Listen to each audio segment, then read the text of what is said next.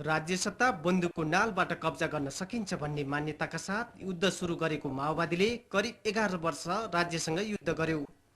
तर यति बेला माओवादी बन्दुकले होइन वार्ता र सम्झौताबाट सत्तामा पुग्दैछ। उसले बन्दुकको राजनीति त्यागेको छ। युद्धको मर्म नछोडेको र मोर्चा मात्र परिवर्तन गरेको दाबी सयौँचोटि गरिसकेको छ। तर माओवादको मूल मर्म सशस्त्र युद्ध भए तापनि उसको माओवादी सिद्धान्त र व्यवहारमा यति बेला तालमेल भएको देखिँदैन। हामी सशस्त्र जनयुद्ध गरेर देशमा जुन एउटा आमूल परिवर्तन हामीले ल्यायौँ त्यसको बलमा त्यसलाई पूर्णता दिनको निम्ति हामीले चाहिँ यो फेरि व्यवस्थापिकाको बाटोबाट पनि हामी जाँदैछौँ।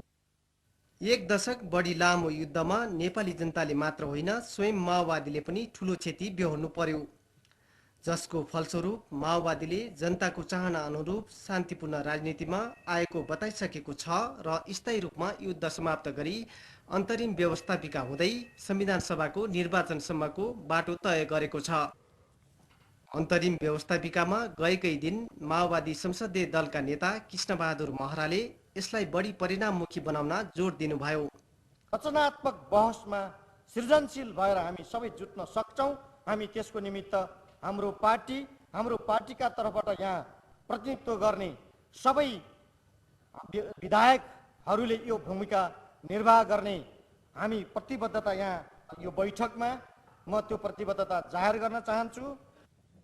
यहाँसम्म आइपुग्न माओवादीले 3 पटक मुख्य वार्ता र दर्जनौं पटक सहायक वार्ता गर्नु पर्यो। जसरी पनि संविधान सभाको निर्वाचन गरी लोकतान्त्रिक गणतन्त्र स्थापना गर्ने कुरामा माओवादी ढुक्क देखिन्छ। तर मुलुकमा लोकतान्त्रिक गणतन्त्र स्थापना गर्न भने जति सजिलो पक्कै छैन। अन्य प्रमुख राजनीतिक दल पनि गणतन्त्रप्रति सकारात्मक हुनु जरुरी छ।